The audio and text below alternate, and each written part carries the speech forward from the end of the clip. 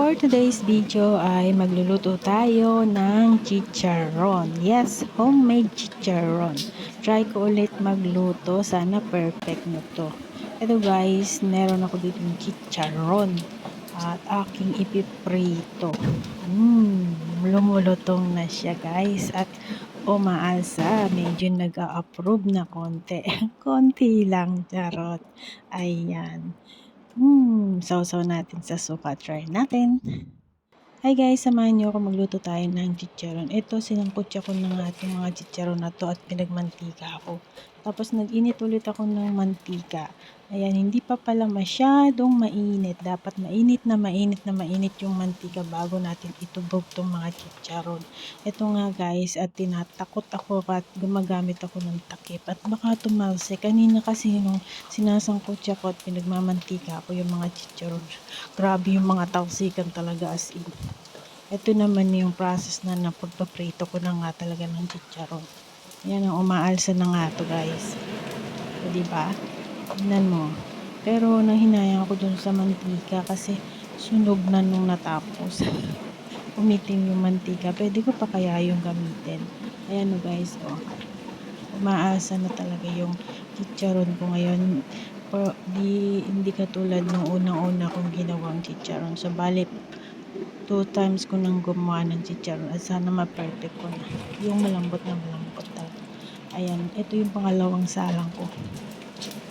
Hinati ko yung mga chicharon para hindi magsiksikan kasi marami siya.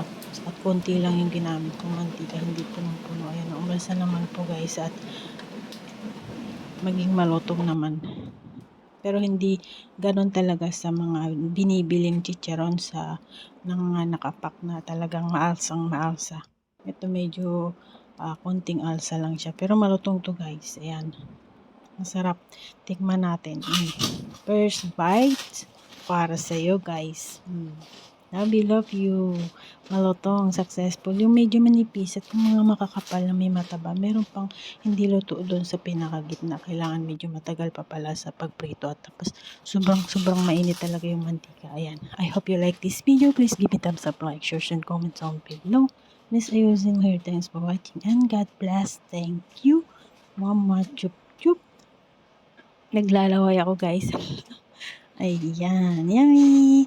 Sarap ng chicharon guys. So, bibili ako. Ayan, bibili pa rin ako ng chicharon kasi medyo malambot. At may paggagamitan ako yun kasi malambot at nadudurog. Ito pang kain lang guys. Homemade chicharon. Yummy! Thanks for watching. I love you all. Miss Ayusin here. Lala!